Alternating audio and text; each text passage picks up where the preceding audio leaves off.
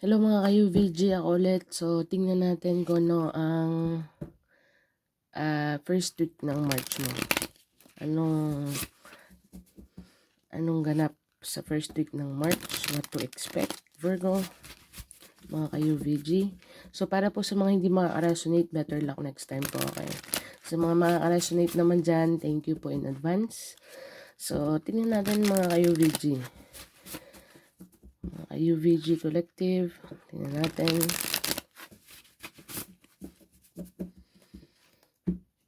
Vice versa po either way. So, wala po tayong gender sa energy. So, bahala na po kayo decipher kung ano po or saan.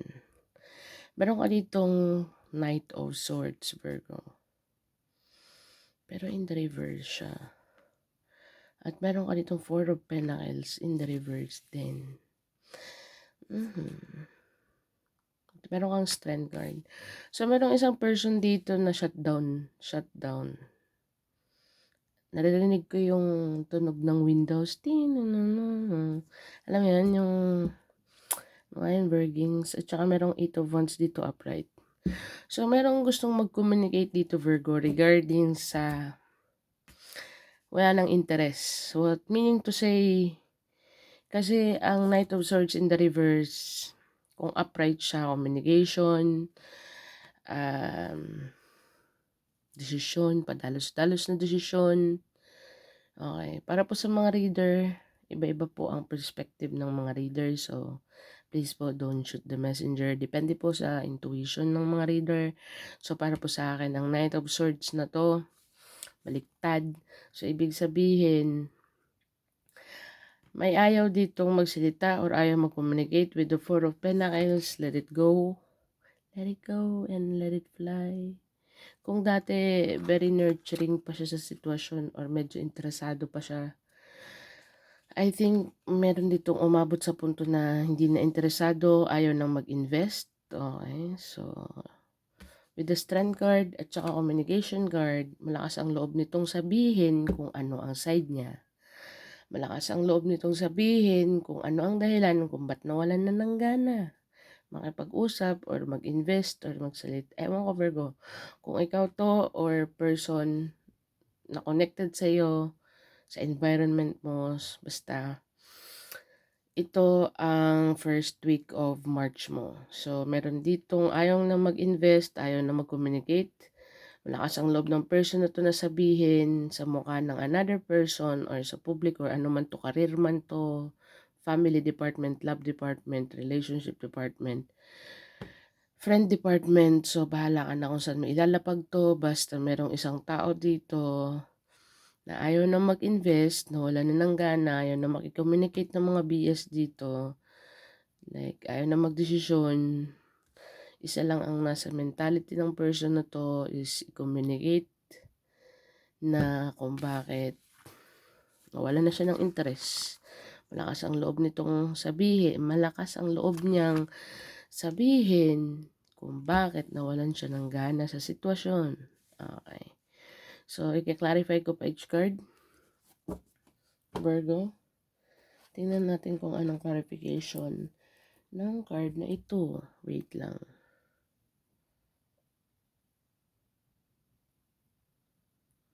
So, Virgo, tingnan natin. I-clarify natin each card.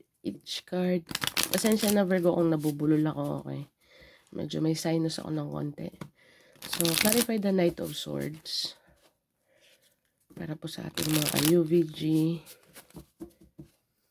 Knight of Swords. May malakas ng loob dito talagang sabihin kung bakit nawalan ng gana sa sitwasyon. Bahala ka, Virgo, kung saan may lalagay yan. Business department, career department, family, friends, relationship.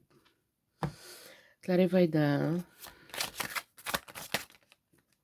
Sun card. Aba, masaya siya na ginawa niyang hindi mag-communicate or ginawa niyang masaya siya sa desisyon niya. Peace of mind lang, happy lang. You know what I mean, Virgo. Knight of Wands, communication pa rin. Defensive, mga bare minimum ang sasabihin nito. Empress in the reverse. My God. Wala po tayong gender sa energy. Okay, so masasabi ko lang po dito sa first row is merong bitchy energy dito. Masaya siya, praning. Masasabi ko na lang din pero may dahilan kung bakit ganun. Kasi with the 9 of Wands, para sa akin is wounded warrior. Marami ng pinagdaanan to pero ang Empress card is nasa reverse. Pero meron pa isang sun. Alam niyo naman po siguro kung anong reverse ng Empress. Kasi ang upright, very compassionate, very understanding. Nilalawakan yung pag-iisip niya, iniintindi niya, nang walang sakit ng loob. Okay, you know what I mean, Virgo. Pero in the reverse, so ibig sabihin, yung kasiyahan na pinapakita niya na front lang, nakala mo masaya, hindi pala. Parang defense mechanism lang. Okay, tapos flirty energy. Lasa hulog to. Okay. Akala ko ba malakas ang loob? Hindi ko alam kung sino. Baka ikaw, Virgo. Nawalan ka ng gana sa taong to dahil sa ganitong attitude. Okay, baka ikaw ang ayaw na makipag-usap dahil nga sa ganitong attitude. Okay, bahala nga kung sino to sa'yo, Virgo. Pero sa nakakita ko sa first week ng March, meron ditong magsasalita ng talagang katotohanan kung bakit nawalan ng gana sa sitwasyon. Okay. So, very mature person. Okay, kung sino man to. Meron siyang defense mechanism dito. Happy. Okay. Flirty energy. With the Empress card in the reverse. Lahat na ng mga negative side ng Empress. Sabihin mo na. Okay, yun na yun. Sana naman nagets ako. Kung ikaw ay syempre nanonood ka ng tarot, so alam mo kung ano meaning ng, to be precise lang, merong isang tao dito na nagpa-front na masaya pero defense mechanism niya lang yon, yung pagiging masaya niya, parang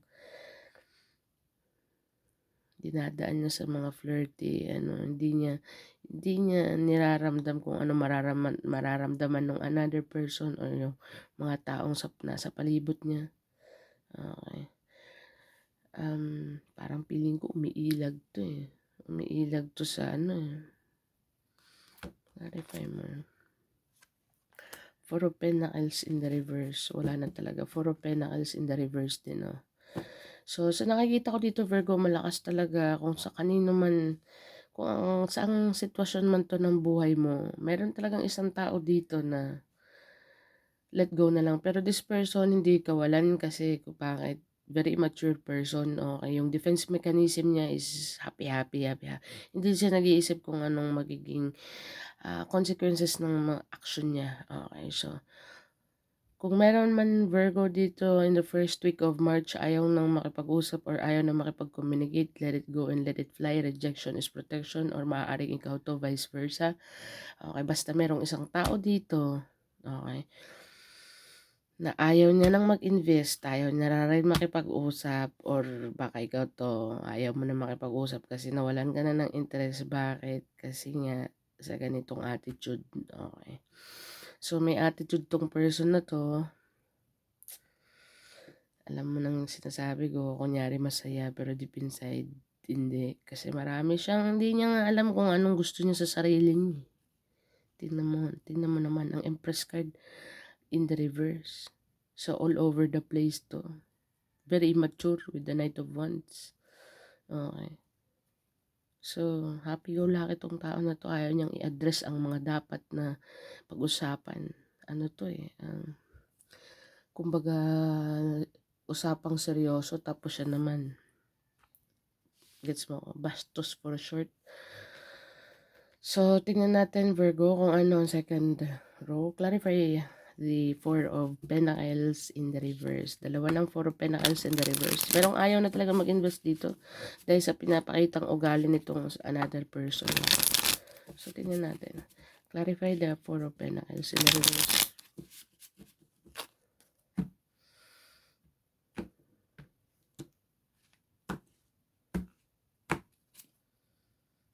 Seven of Wands in the reverse, tsaka Nine of Swords upright, Knight of Cups, at saka Page of Pentacles. Wala, empty promises to Virgo.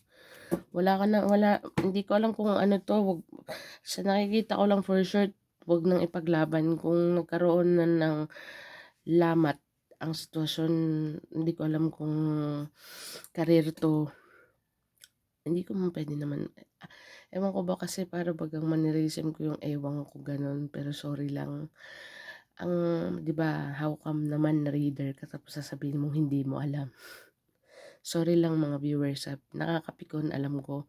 Pero sa nakikita ko dito Virgo, ang ibig kong sabihin na hindi ko mai-emphasize kung sa career mo to, relationship mo to, or saang aspekto ng buhay mo to. Pero ang masasabi ko lang is merong isang person dito na ayaw niya nang mag-invest. Actually, walang long term dito. Meron na ditong masasakit na sitwasyon na nangyari, mga experiences na hindi makakalimutan. Talaga namang sabing may lamat na, kumbaga basag na yung baso. Kumbaga yung basong hindi basag na talaga, hindi na pwedeng hindi na pwede. Tinitira ka pa nito or tinitira ka pa nito emotionally o meron siyang intention na tirahin ka emotionally kasi parang feeling ko alam ng person na to kung anong kiliti mo. Pero defenseless na to. Seven of Wands in the reverse. Ito yung defensive energy ko. Ito yung defense, paglalabang ka nito. Pero wala na, tagilid na. Parang di ko alam kung ikaw to, sitwasyon mo to, or another person na connected sa'yo. Okay, ang dami na nangyari. Hit rock bottom na to, the Ten of Pentacles. Yung isang person ayaw na talaga mag-invest dahil sagaran na. Okay, with the Page of Pentacles, wala nang mga gesture, wala.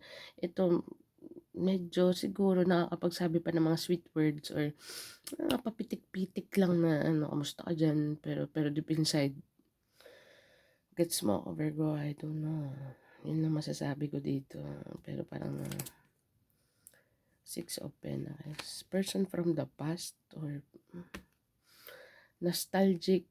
Hindi ko naman sinabi person from the past, pero parang hindi ko alam kung sino to sa'yo Virgo, pero itong person na to or ikaw, drain up mo na ang mga past. Totally fully drop kasi ito nostalgic card ko to eh. Okay. So nostalgic card, reminiscing the past card para sa akin. So, in the reverse siya. So, ibig sabihin, na-delete or pilit na i-delete ang mga memories. Okay. Grabe, sukdulan talaga. With the Ten of Swords, sukdulan ang kaya nawala ng interest tong another person na to. Okay, so with the Strand Guard, pero meron pang romantic, ewan ko kung nag-uusap pa kayo or, pero sa tingin ko tong person na to, medyo alam niya kung anong pipindutin sa'yo.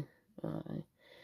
Pero sa history, wala na. Merong isang person dito na kayang i-drop ng mga memories. Kahit ilang taon man kayo nagsama, 10 years man, 7 years, ewan ko, 6, 2, 3, hindi ko alam. Basta yun, 4. Basta yun na nakikita ko dito, Virgo, sa second row. Wala na, parang wala na. Okay, para sa another person. Okay, kung sino man yan, boss man yan, career man yan, relationship man yan. So, tingnan natin, clarify the Strand Guard. Sana naman ay nalinawan. Para po sa mga hindi makaka-resonate, better luck next time po, Virgo, okay? So, sa mga makaka-resonate naman, thank you po in advance. So, tingnan natin, Virgo. Seven of Swords, the Noble Shit, the Wheel of Fortune, in the upright, Two of Swords, kailangan mo magdesisyon with the King of Cups. Meron kang new offer dito, Virgo, actually. Time will tell. Okay, so yung pagiging totoo mo sa sarili mo, ang lakas kaya, or yung pagiging totoo mo sa sarili mo or pagiging totoo mo sa sitwasyon, nag-a-attract ka dito with the Wheel of Fortune, pero kailangan mo pa rin pagdesisyonan. Merong King of Cups dito. Merong isang person dito on the way. Okay, together with the King of Pentacles in the reverse. So, may competition dito. Ano na tayo? So, the world card ulit. So, dalawa ang destiny mo dito, Virgo, the wheel and the card. The wheel and the world card. So, ending on something BS in order to begin new one, pero be careful.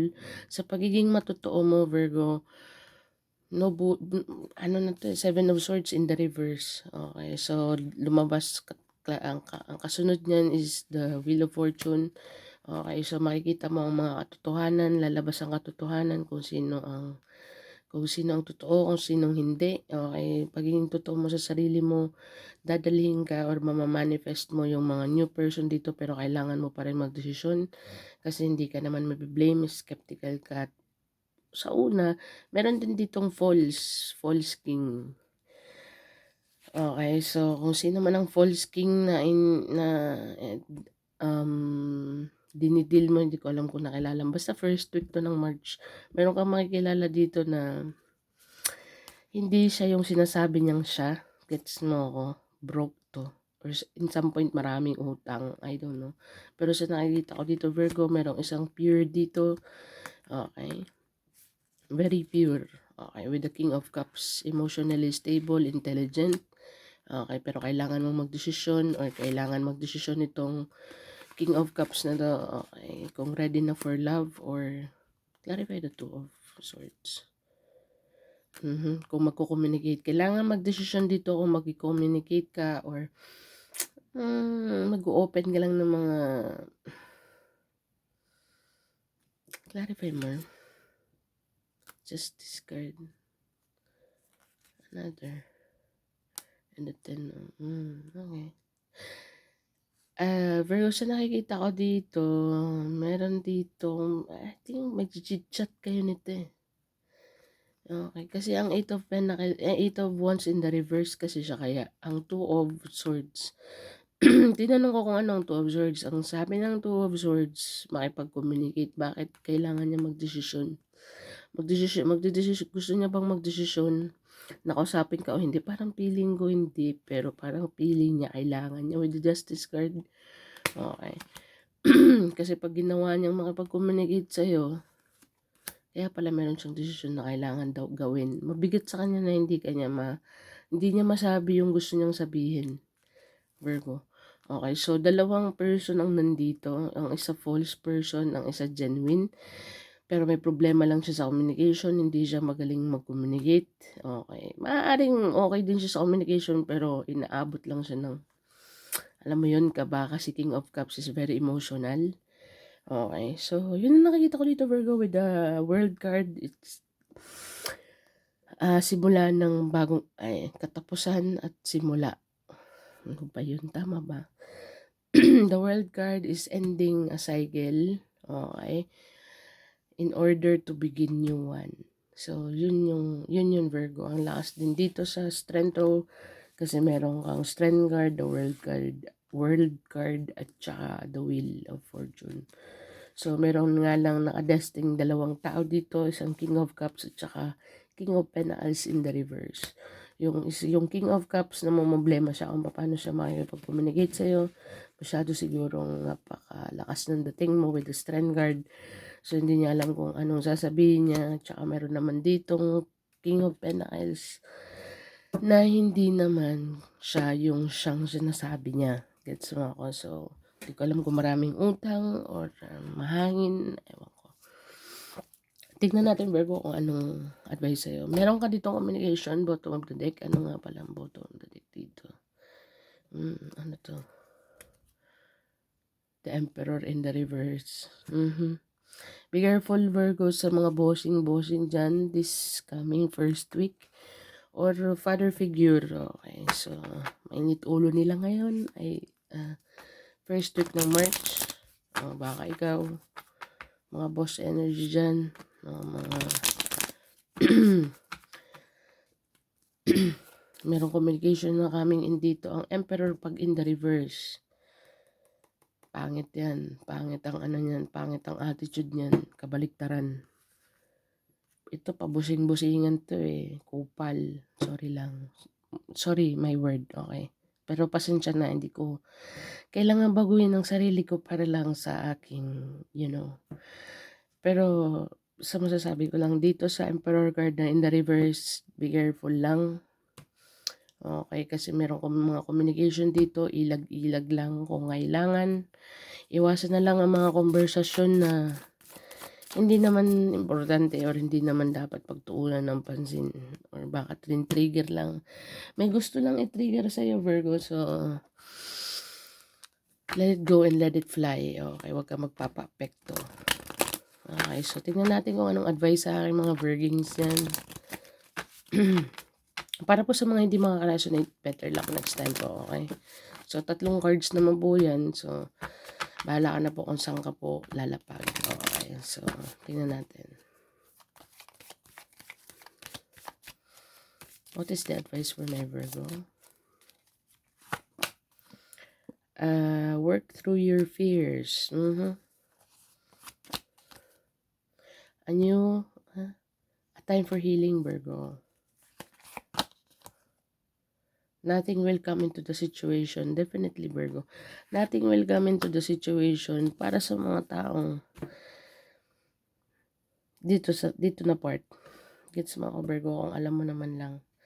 Mga ganyang attitude hindi na dapat pinagtutuunan ng pansin yan. Sorry. Okay, so it's time to release negativities, yung mga mga toxic, Virgo. Okay, so kasi meron kang a time for healing dito. Tsaka work through your fears, Virgo. So, yun ang advice dito. Tingnan natin kung ano ang angel message number mo. Angel message number for Virgo.